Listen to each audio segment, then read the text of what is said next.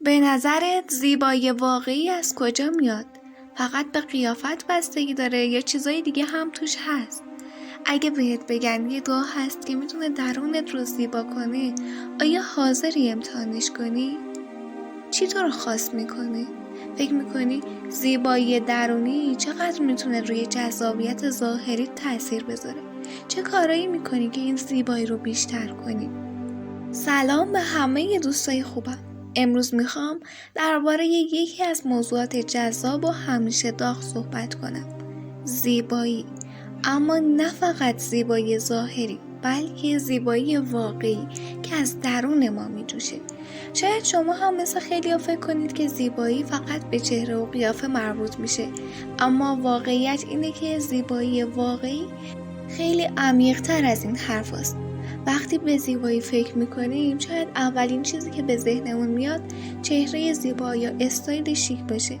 اما آیا تا به حال به این فکر کردید که چی باعث میشه یه نفر واقعا زیبا به نظر برسه؟ آیا فقط به ظاهرش مربوط میشه یا شخصیت و انرژی که از خودش ساطع میکنه هم توش تاثیر داره؟ امروز میخوایم با هم به دنیای زیبایی سفر کنیم و ببینیم چطور میتونیم با دعا و نیایش زیبایی درونیمون رو تقویت کنیم. دعا کردن نه تنها میتونه به ما آرامش بده، بلکه میتونه به ما کمک کنه تا با خودمون بیشتر آشتی کنیم و زیبایی واقعیمون رو کشف کنیم.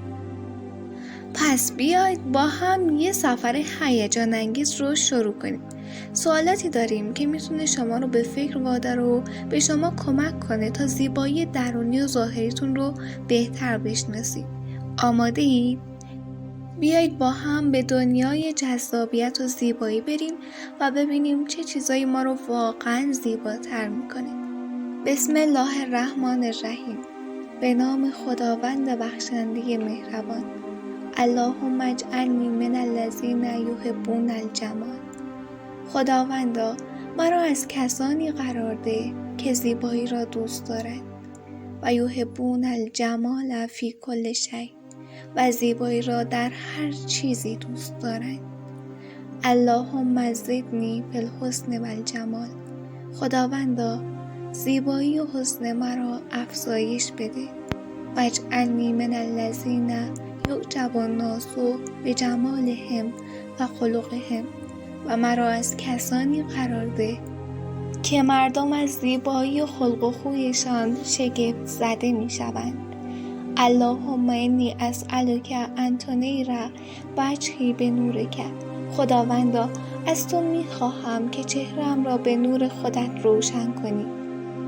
و ان تجملنی به صفاتک الحسنی و مرا به صفات نیکوی خودت زیبا کنی. اللهم اجعلنی احب نفسی کما تحبنی. خداوندا مرا دوست بدار تا خودم را دوست داشته باشم. و اجعلنی اری الجمال فی کل ما حولا و به من توانایی ببخش که زیبایی را در هر آنچه در اطرافم هست ببینم. اللهم اجعل لی من کل ضیق مخرجا. خداوندا برای من از هر تنگناهی راهی بگشا. و من کل هم فرجا و از هر غمی گشایشی عطا کن.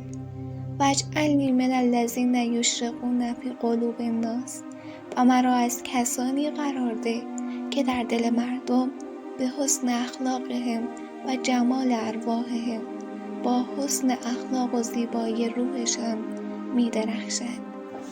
خیلی ممنونم که تا اینجای دعا با من همراه بودید. من نیمی از دعا رو براتون خوندم و نیم دیگر دعا رو بعد از روایتی از زمان پیامبر به دستم رسیده براتون میخونم.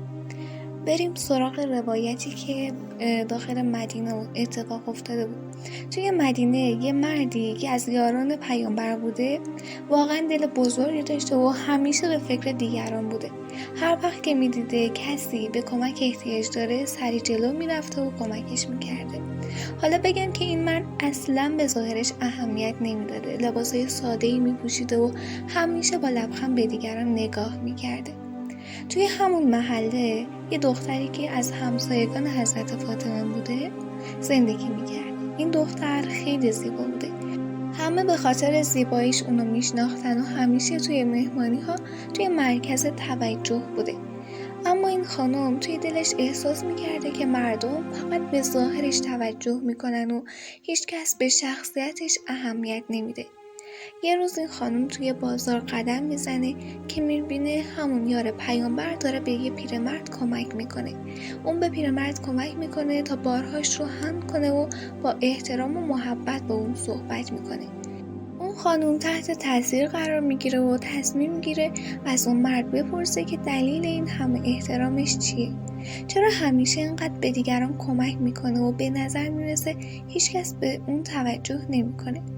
اون مرد بهش میگه که زیبایی واقعی توی قلب و نیت ماست. وقتی به دیگران کمک میکنیم و محبت رو پخش میکنیم، زیبایی درون ما نمایان میشه. اون خانم با ناراحتی میگه ولی من همیشه توی مرکز توجهم، ولی مردم فقط به ظاهر من توجه میکنن. آیا این زیبایی واقعیه؟ همون لحظه پیامبر اسلام از اونجا عبور میکنه و میگه زیبایی ظاهری مهم نیست. من به عنوان پیامبر به درون انسان ها نگاه میکنم. اگر مردم به ظاهر تو توجه میکنن، این دلیل به ارزش تو نیست. ارزش واقعی در نیت و شخصیت درون توست. اون خانم با ناراحتی میگه پیامبر، من چی کار میتونم بکنم که مردم به عنوان یه انسان به من توجه کنن و نه فقط به ظاهر من و من رو به خاطر باطنم دوست داشته باشن؟ پیامبر با مهربانی میگه تو باید با اعمال و نیک و رفتار خوب خودت زیبایی درونت رو نشون بدی. وقتی که دیگران ببینن تو چقدر بهشون کمک میکنی و چقدر محبت و احترام داری، اونا به شخصیت تو توجه خواهند کرد. اون خانم با تفکر به این حرفا گوش میداد و متوجه شد که زیبایی واقعی در محبت و احترام به دیگرانه. از اون روز به بعد تصمیم گرفت بیشتر به دیگران اهمیت بده و تلاش کنه تا زیبایی درونش رو نشون بده. این روایت به ما نشون میده که زیبایی واقعی توی محبت و احترام به دیگران نهفته است. اون خانم و آقا هر دوشون یاد گرفتن که زیبایی درون و بیرون با هم مرتبطه و در نهایت دوستی و مهربانی از هر زیبایی ظاهری مهمتره. امیدوارم از این روایت خوشتون اومده باشه. با هم بریم ادامه دعا رو بخونیم. اللهم اهدنی به رحمتک، خداوندا مرا با رحمت خودت احاطه کن. واجعلنی من المتقین الذین یحبهم الناس لجمالهم و اخلاقهم، و مرا از پرهیزکارانی قرار ده که مردم به خاطر زیبایی و اخلاقشان دوستشان دارند.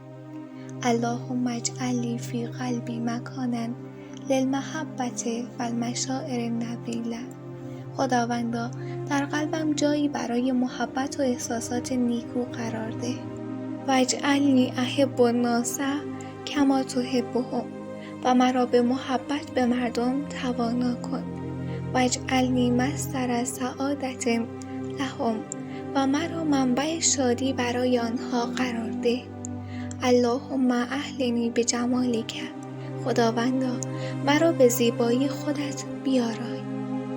واجعلنی احب ما تحب و اکره ما تکره، و مرا دوستدار آنچه تو دوست داری و بیزار از آنچه تو بیزار هستی قرار ده. اللهم اجعلنی من الذین یجمعون بین الجمال الظاهر و جمال الباطن. خداوندا مرا از کسانی قرار ده که بین زیبایی ظاهری و باطنی جمع میکنند. واجعلنی احب النفس سمیة و الاخلاق الکریمه، و مرا دوستدار نفس‌های پاک و اخلاق‌های کریمانه قرار ده. اللهم اجعل لی اثرا طیبا فی قلوب الناس. خداوندا برای من اثری نیکو در دل‌های مردم قرار ده. واجعلنی محبة فی قلوبهم، و مرا محبتی در دل‌های آنها قرار ده. واجعلنی من الذین یساهمون فی ادخال السرور علی قلوب الناس، و مرا از کسانی قرار ده که در وارد کردن شادی به دلهای مردم سهیم هستند. اللهم اهلنی به جمالک و اخلاقک. خداوندا مرا به زیبایی و اخلاق خودت بیارای. واجعلنی مثلا للجمال و الکرامت فی هذه دنیا، و مرا مثالی از زیبایی و کرامت در این دنیا قرار ده. اللهم اهدنی الی ما یحبک و یرضیک. خداوندا مرا به آنچه تو دوست داری و رضایتت در آن است هدایت کن. واجعلنی من الصادقین فی نیاتی و اعمالی، و مرا از صادق ترین ها در نیت ها و اعمالم قرار ده. آمین یا رب العالمین. آمین ای پروردگار جهانی. این دعا از قدیم الایام توی فرهنگ‌های مختلف به عنوان یه روش برای جذب زیبایی و جذابیت توی زندگی مورد استفاده قرار گرفته می شده. تاریخچه این دعا به زمانهای دور برمیگرده، زمانی که انسان‌ها به دنبال راه‌هایی برای بهبود خود و افزایش زیبایی ظاهری و باطنشون بودن. توی متون دینی و فرهنگی دعاها و ذکرایی وجود داره که به زیبایی و جذابیت مربوط میشه و به ما توصیه میشه که این دعاها رو با نیت خالص و با ایمان بخونیم. یکی از دعاهایی که به زیبایی و جذابیت مرتبطه دعایی هست که براتون خوندم. شاید براتون سوال پیش بیاد که چطوری این دعا رو بخونیم که برامون موثرتر باشه. پیشنهاد میشه که این دعا رو با نیت خالص بخونید. قبل از خوندن دعا نیت خودتون رو مشخص کنید و با قلبی پاک و خالص دعا رو بخونید. توی زمانهای خاص این دعا رو بخونید، ولی پیشنهاد من اینه که کلاً 40 روز این دعا رو به صورت مداوم بخونید، چون تکرار و توجه و تمرکز باعث میشه که این دعا به تقویت نیت شما کمک کنه. دعا به تنهایی کافی نیست. سعی کنید در کنار خوندن دعا به اعمال نیک و رفتارهای مثبت هم بپردازید.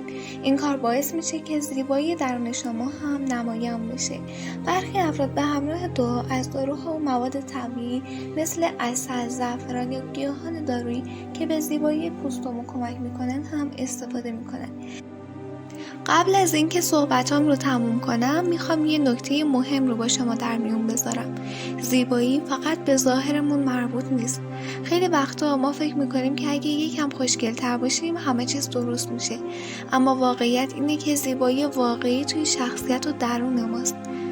ببینید وقتی که ما با دیگران مهربونیم، بهشون احترام میذاریم و با نیت خوب زندگی میکنیم، این زیبایی توی چهرمون هم میتابه. حتی رنگ صورت و جذابیت ظاهریمون هم میتونه تحت تاثیر احساسات و نگرش ما باشه. وقتی خوشحالیم و از زندگی لذت میبریم، این شادی توی چهرمون دیده میشه. در آخر اگه به زیبایی درون خودمون اهمیت بدیم و سعی کنیم آدمای بهتری باشیم، معجزات بزرگی توی زندگیمون اتفاق میفته. ما میتونیم با تغییر نگرش و رفتارمون دنیای اطرافمون رو زیباتر کنیم.